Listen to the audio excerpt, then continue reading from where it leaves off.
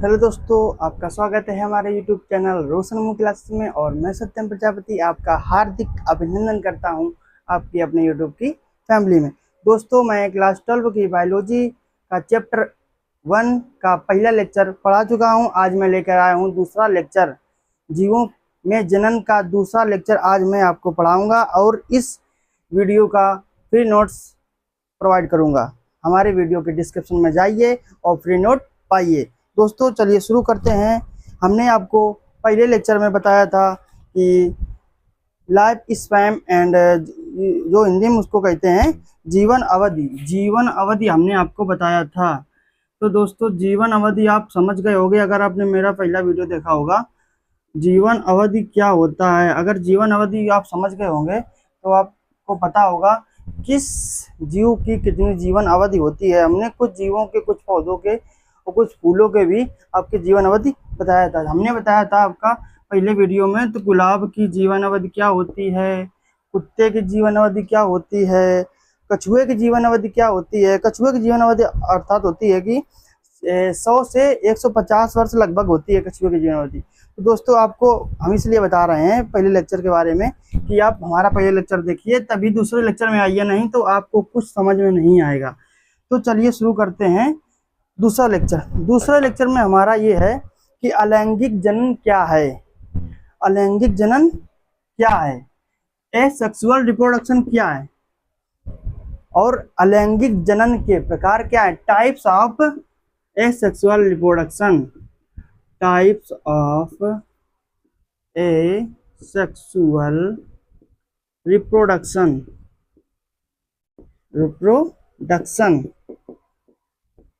Types of asexual reproduction. तो पहले शुरू करते हैं, अलैंगिक जनन क्या है। अलैंगिक जनन क्या है शुरू करेंगे तो इसकी परिभाषा जान लीजिए कि अलैंगिक जनन क्या है।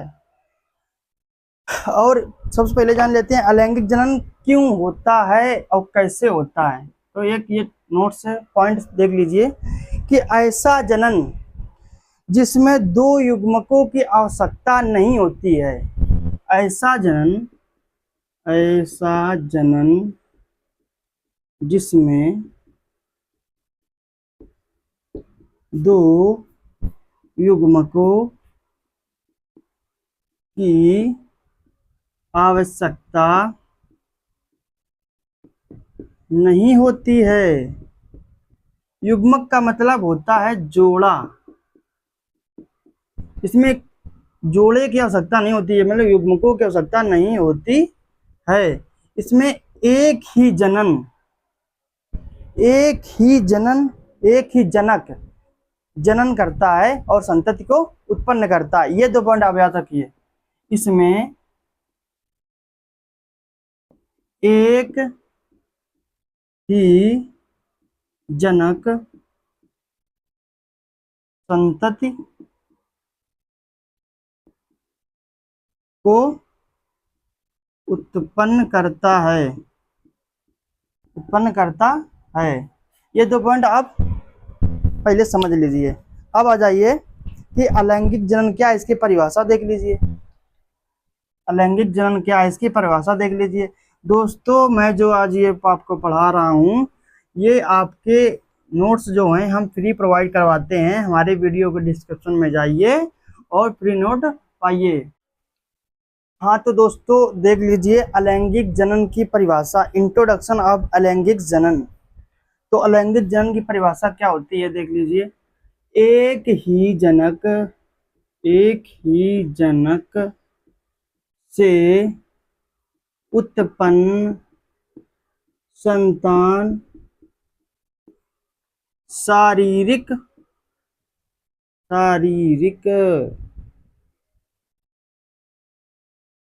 रूप से समान या आनुवंशिकीय रूप से समान, आनुवंशिकीय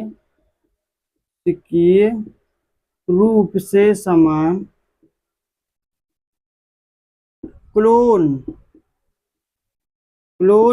या संतति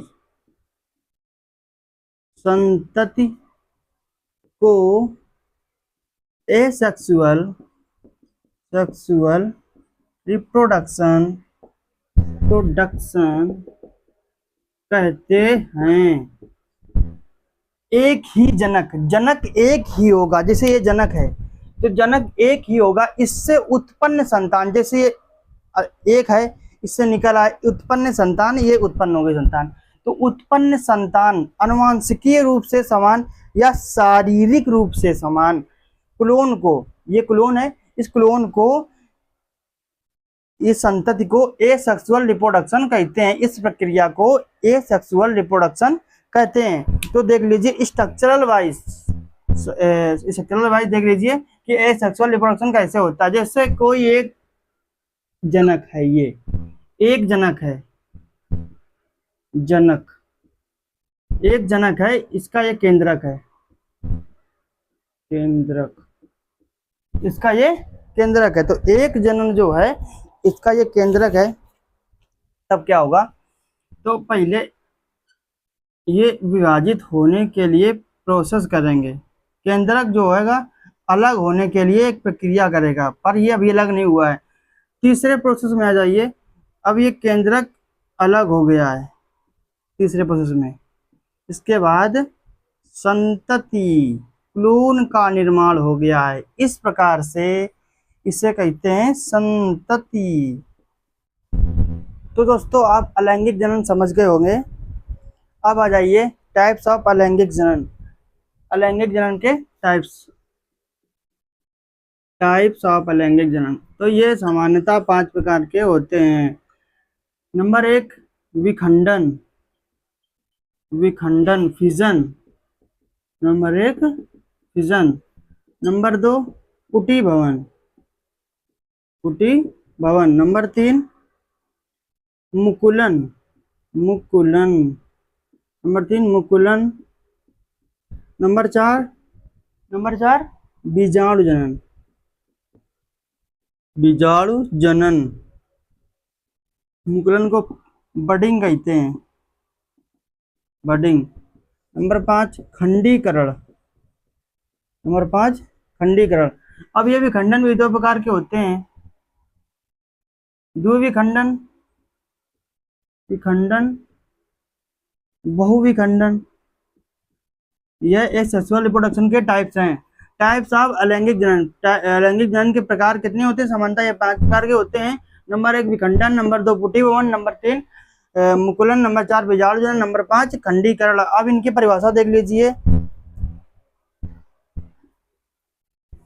दोस्तों। ये टाइप्स जो होंगे आपके एग्जाम बेस्ड के लिए बहुत ही इंपॉर्टेंट हैं। नंबर 1 ले लीजिए आप खंडीकरण, नंबर 1 नहीं विखंडन लेंगे। नंबर 1 विखंडन हो गया आपका पहला, विखंडन। अब विखंडन क्या होता है देख लीजिए, विखंडन क्या होता है हम आपको बताएंगे। विखंडन क्या होता है, विखंडन जनक कोशिका, जनक कोशिका खुद से विभाजित होकर, जैसे जनक है, ये जनक है, कोशिका खुद से विभाजित होकर 2 या 2 से अधिक संतान बनाए, 2 या 2 से अधिक संतान बनाए, उसे ही विखंडन कहते हैं। इसलिए हमने आपको पहले बताया था कि ये है जनक और ये विभाजित होकर जब ये बना देगा तब इसे विखंडन ही कहते हैं। बस विखंडन यही है, 2 या 2 से अधिक संतान बनाता है, उसे विखंडन कहते हैं। अब नंबर दूसरा देख लीजिए, कुटी भवन, कुटी भवन। कुटी भवन में ऐसा होता है कि विपरीत परिस्थितियों में जो विखंडन हुआ था, विखंडन अनुकूल परिस्थिति में हुआ था, यह संतति 2 बनेगी और संतति जनक के समान होगी विखंडन में।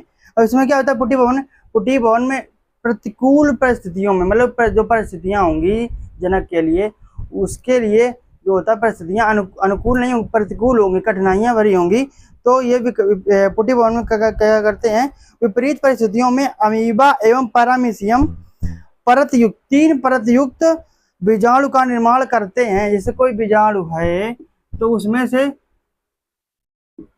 3 परतयुक्त बीजाणु का निर्माण करते हैं, क्योंकि ये प्रतिकूल परिस्थितियों में होता है, जिससे कि इसमें डैमेज ना हो जाए, इसलिए इसको क्या कहते हैं, परत में निर्माण करते हैं। यही होगा कुटी भवन। अब दूसरा देख लीजिए, तीसरा देख लीजिए। तीसरे में क्या है आपका? तीसरे में है बीजाणु जनन। बीजाणु जनन, ये बहुत ही इंपॉर्टेंट है सारे के सारे। अब बीजाणु जनन में यह है पुनः अनुकूल परिस्थितियों में। अब जो था पुटी भवन प्रतिकूल परिस्थितियों में था, इसलिए वो अपने जो होता है जीव के बचाने के लिए अपना परत जो थे बनाकर निर्माण करता था। अब पुनः अनुकूल, जब फिर से अनुकूल परिस्थितियां आई, तब बीजाणु विभाजन अत्यधिक संख्या में करते हैं और निर्माण कर देते हैं। जैसे कोई ये है जनक, जनक है, बीजाणु ये अंदर हैं, अब ये फट गए, ये बाहर निकल जाए बहुत सारे, और ये निर्माण हो गया, इसे बीजाणु जनन कहते हैं। बस। नंबर चौथा क्या है? मुकुलन। दोस्तों आज के लिए इतना ही था। अब मुकुलन अगले वीडियो में पार्ट 3 में, लेक्चर 3 में आपको बताएंगे। अगर दोस्तों वीडियो अच्छा लगा हो तो लाइक करें, सब्सक्राइब करें और हमारे चैनल को सब्सक्राइब करें। और दोस्तों जो लड़के यूट्यूब पर पढ़ाना चाहते हैं या फिर नोट्स पाना चाहते हैं, उनके लिए हमारा चैनल सबसे बेस्ट है। धन्यवाद।